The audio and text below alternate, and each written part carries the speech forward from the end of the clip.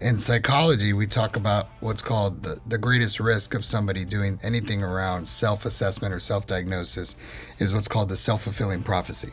Oh, I lack attention. I must have ADHD. And because I think I have ADHD, I'm always going to lack focus. So you already just created your own self-fulfilling future. Without having a doctor Without to check actually it. having some formal evaluation, diagnosis set of tools. And that's a great risk for young kids and adults.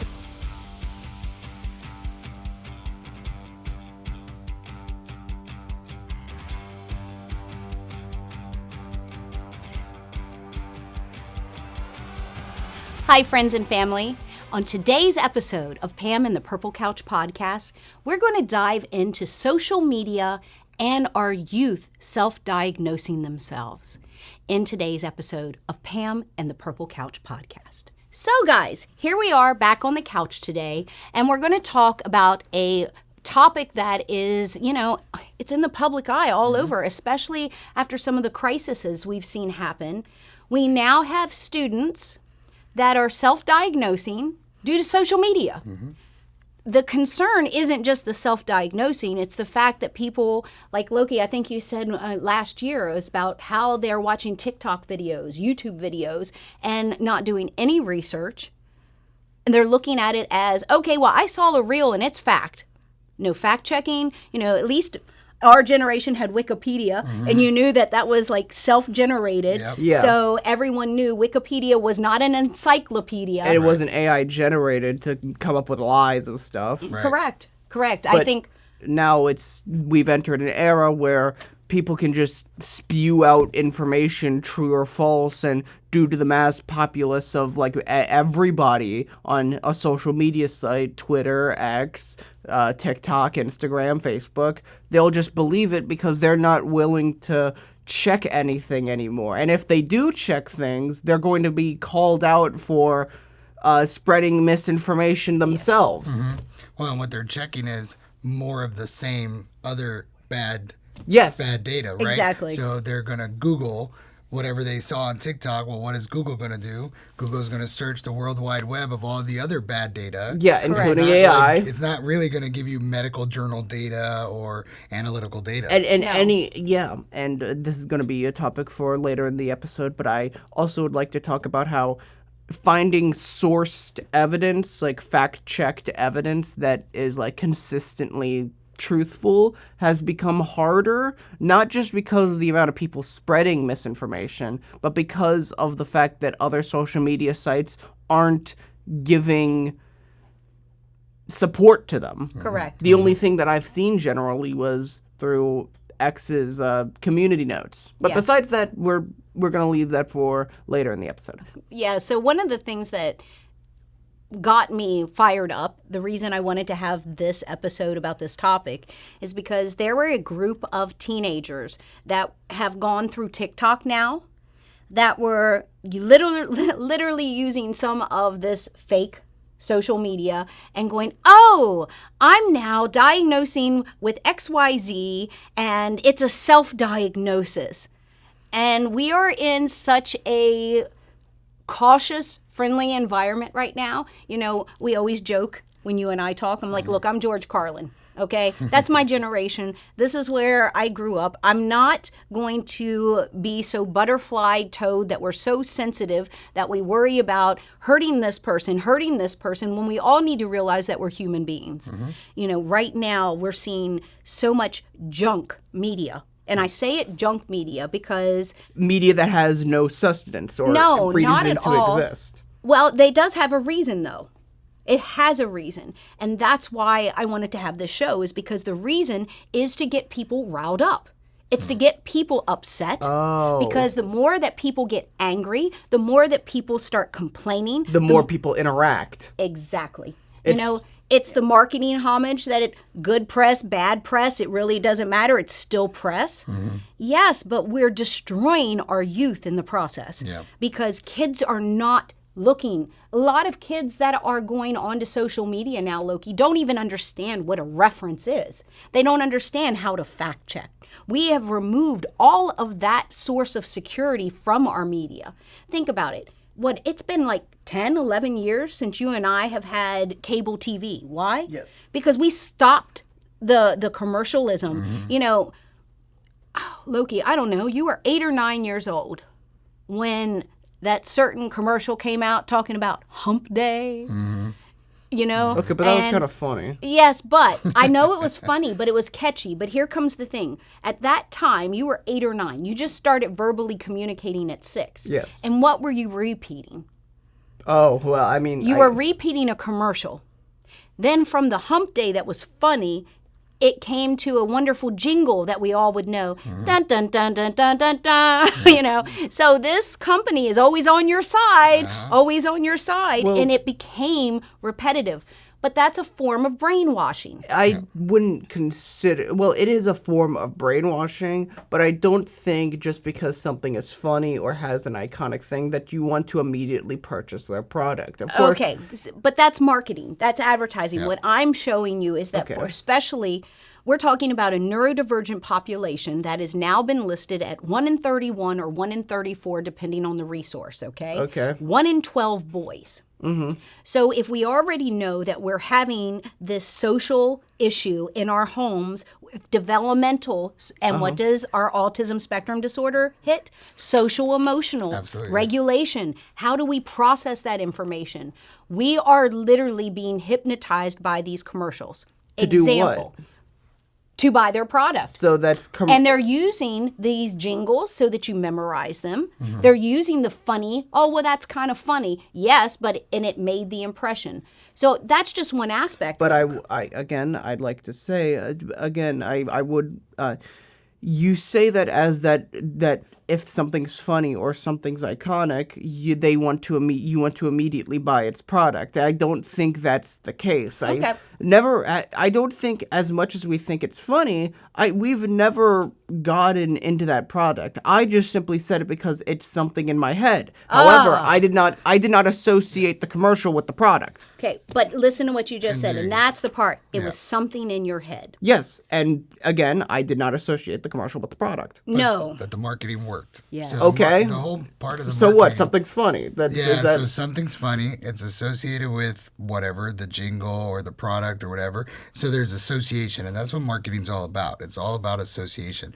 Association with something funny versus something that wants to be purchased. And you may not have been the purchaser, but the vast majority of what marketing's all about is what we call in ABA socially mediated reinforcement. So if I can remember it and make that association, I'm more likely to remember it, recall it, repeat it, and possibly purchase.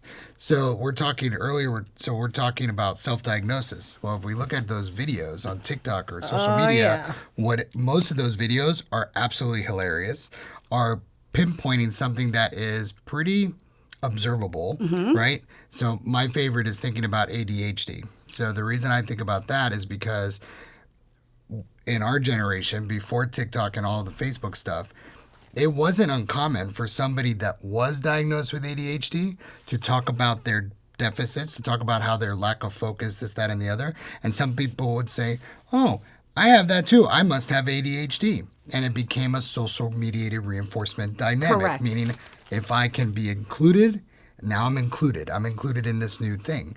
So in TikTok, with TikTok or Facebook or whatever, now we have a mechanism of multiplying it by hundreds of thousands of millions of viewers watching this video that says, this is what ADHD is all about, or this is what autism is all about. And people will watch it. Oh, it's funny. It's got music. It's got entertaining value. What? And then they might self-diagnose that way. So hold on. I just want to put this into a bigger picture. I want to zoom out for a sec, okay? We're sitting here remembering the jingle.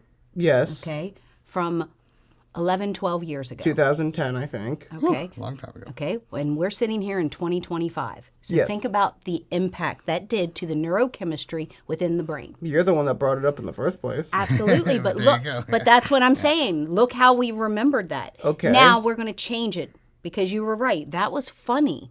That was a jingle. It was a song. But you never bought the product because you were not the target audience. I was at that time. You weren't buying car insurance. Because, I'm just saying it wasn't. I'm not giving the name. But you weren't buying the car insurance at that time. You see what I'm saying? Yeah, because I was a stupid idiot baby that just sort of thought... Ah!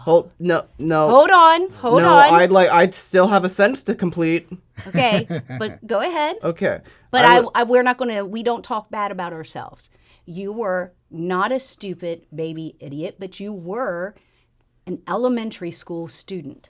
Okay, well, I just think saying stupid idiot baby is a little bit funny. But I wanted to say was that I just thought it was funny. I don't think adults would consider it funny. I found it funny because haha funny random lol hump day Wednesday because it's the middle of the week. Okay, I did not consider the fact that might be related to car insurance in any way whatsoever. But this is my topic. This is my point, Loki. As a neurodivergent child, as a neurotypical child, you didn't understand what they were doing with the material, but the impact worked. Okay? No, it didn't. I didn't still buy find it. it funny. But you still remember it. Yes. Yeah. So hold on. Now we're going to change just for a second. Okay. So now I want to have our audience start to think about those of us that can't sleep at night. You know, it's 11:30, 12:30, and for some of us 1:30. You know, I think about Pat with the insomnia, you know, you over here too, all of my sister, I've got a big group of people in my social circle that are night owls. Okay? Yes. So we don't have regular television, so because we got rid of commercials. But what happens at nighttime? What are the commercials that broadcast, guys? For all of you listeners right now, what was the last commercial you took and saw at 1 o'clock in the morning? Most of you will say it was for some type of drug commercial. Do you have shingles? This is what shingles. Did you ever have chicken pox? If you had chicken pox, you have the virus for shingles. And if you have the virus for shingles, you could have, and they show you the worst picture of shingles ever. And then from there, they backtrack and say, oh, so talk to your doctor about XYZ drug. And then what comes? But please be cautious. This drug may cause cottonmouth, explosive diarrhea, increased heart rate, impotency, sudden death. Yeah. Oh, you won't have shingles, but you may die. I mean, crazy, yeah. But the problem is that at that time of night, our brains have relaxed, and we're in that twilight between alpha and theta. When is that? Well, that's when the mind is the most susceptible. So as we're falling asleep or laying in bed trying to go to sleep, and you've got these commercials playing for those people that leave the TV on, all you're doing is downloading this information into your brain. Yeah. So now if we've got that going on, and honestly, we're talking about 10 years ago. That's commercials. Commercials were doing to us 10 years ago what social media is doing to everyone now. Yeah. So now we have people that are being paid money more than CEOs to hit your target demographic, to be someone that you can relate to push a product on you. And sometimes it's not even the product now. Now it's, hi, my name's Pam. Sometimes I have a problem focusing. Sometimes my teacher just doesn't relate with me. You may have ADD, ADHD, dyspraxia. They don't even know how this all blends together because they're self-diagnosing. All right, families, we'll be right back after this special message. How are your high school students doing today? Maturity, puberty, social media? Have they found their home? Have they found their tribe? Well, at Legacy High School, our students all fit in because we are a non-traditional high school. So come down, take a tour, see what it's like to have education done right. www.legacyhighschool.com. And now, back to the Purple Couch Podcast. And then I watched this thing that got sent to a group of teacher friends of mine. And it was a reel of a child in a classroom.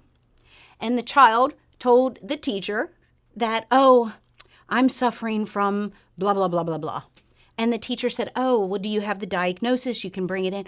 Oh, no. This is a self-diagnosis. And then one of the other kids was like, teacher, can't you get with it? This person is blah, blah, blah, blah, blah. And I'm like, what has happened to our generation? Now you have teachers afraid to say anything to students that are being allowed to say they have a self-diagnosis condition.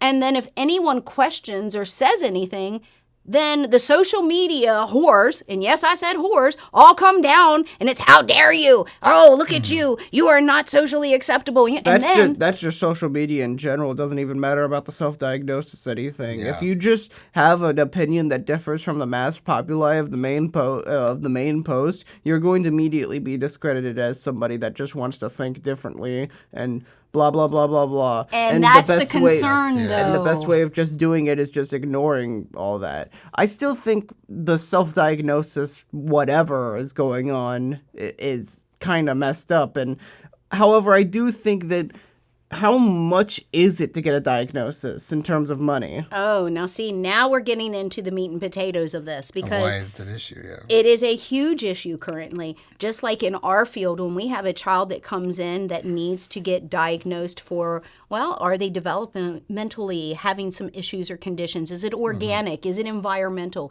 When we're looking for developmental pediatricians that can do diagnosing of children, sometimes it can be 3 to 6 months before they can get into a practitioner. Yeah. Okay. Because they just like... Well, it's not even a financial thing nowadays. It's insurance, it's financial, it's the wait list, because when we're talking about 1 in 12 boys, 1 in 31, 1 in 34 just ASD, autism spectrum disorder, that doesn't include ADHD, that doesn't include ADD, it doesn't include anxiety disorder, it doesn't include oppositional defiance disorder, we have the alphabet soup. Yeah. And we're just looking statistically at ASD. Right. So if we are looking at 1 in 34, use the biggest number, Yes. then truly we know we're at least in 1 in 4. Has some form of, I don't want to say, for me, neurodivergent is anyone that learns outside of the norm. Well, what's the norm? Who sets that standard? You see, that's where I think we've got to look at it. As society, our children have changed. Period. Technology has allowed us to participate in this change. The issue comes in is that we have parenting that is going to the wayside because parents are using technology as babysitters, and kids are raising, and where we used to be latchkey kids, raising ourselves up in a natural environment, children are now being latchkey kids, but to technology. Right. To an iPad at 3 years old. Yeah. 3 years old before we have even Because learned they don't how know to how play. because the parents don't even know how to parent yet, so they just sort of have they can't really commit the time to something, whether they're at a job or they're at an important thing, so they just put on the TV on YouTube or something similar like that. And then it starts with YouTube, then it moves on to a 12-year-old who has TikTok, because I don't think any kid should be on like any social media sites until they're like 16, 17. Okay, why? Because then that's the point where they start knowing what is wrong and what is right. They actually have a senses of what's going on. They get to form opinions about themselves. If they just follow the sheep of what is going on for because they don't know what's like all this like word soup. They'll just see something that's relatable and relate to it. But you got to remember what you said in that statement, and did you hear him? It was like when It they're was mostly 16. jumbled. No, that was well spoken. Okay. At 16, they have a conscious awareness of right and wrong. That's what I heard. Yeah, and I think it's as parents, we have to know the maturity level of our child. Like my 13-year-old has access to TikTok, but it's limited. Are you sure? We monitor it. We watch it. We have conversations about, well, what are you watching? What was the last few things you watched? Show me. And then we'll also use it as a coaching opportunity, like say, let's talk about that one and why that one's not appropriate for you right now because of the dancing or whatever the insinuations Correct. that the videos. And it's become the equivalent of 20 years ago when a child picks up a magazine and reads an article that's probably not age appropriate. Oh, I love this. And yes. then the parent has to have a conversation about it, Well, right? if you think I love that analogy of the magazine. I really love that. Where are magazines today?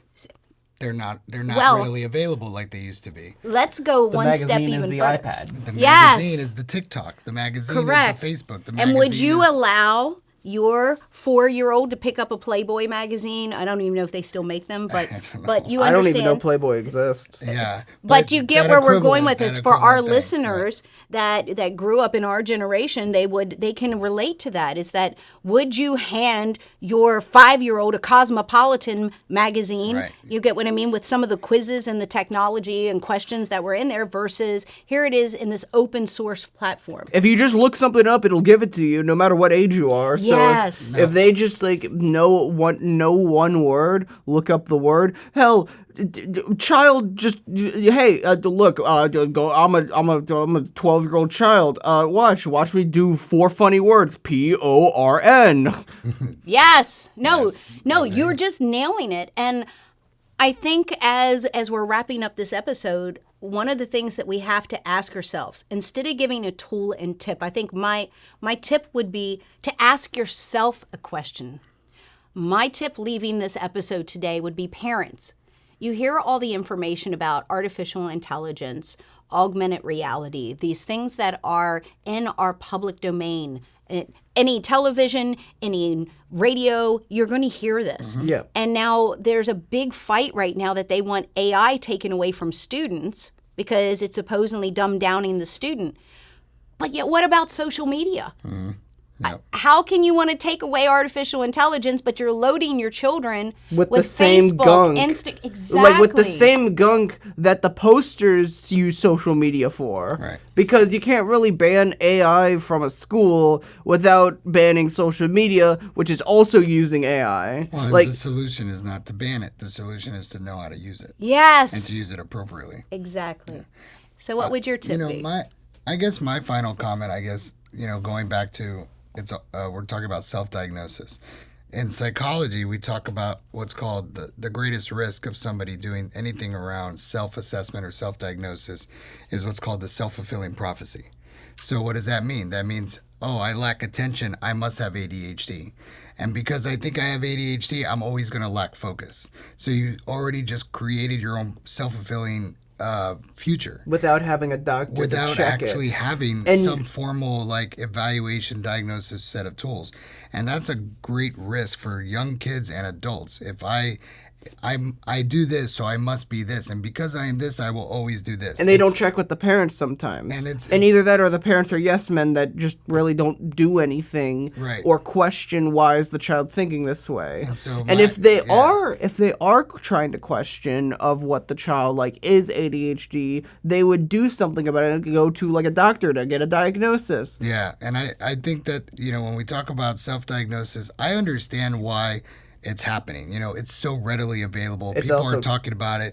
Back in the day, It's also cheap. we used to just say, "Hey, I have glasses because I can't really see well." Well, I can't really see well here. I must need to wear glasses too. Here's a simple example, right? Yep. But Who's your doctor? who's That your would be doc- what we right. would ask. Who's your doctor? doctor? I want to go get my eyes checked. And so there you go. So to eliminate self-fulfilling prophecy, follow the right prescription, right? Yes. Go to the doctors, get evaluations. If your kid feels a certain way or thinks they are a certain way, go get it checked out. Go get it evaluated.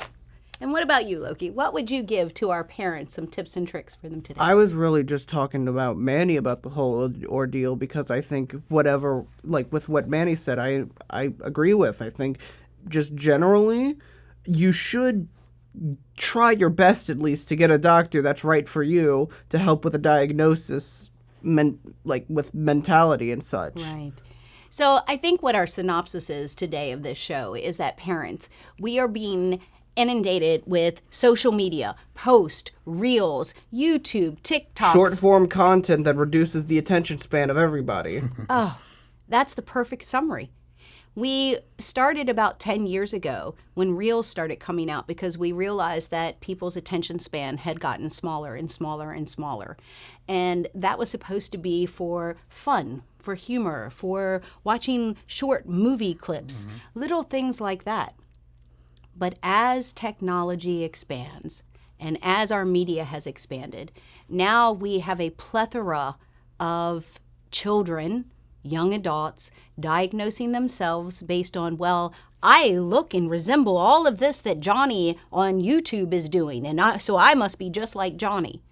If you hear your student, your child, the person that you love, starting to do this type of behavior, step in. Hey, Loki, I hear you.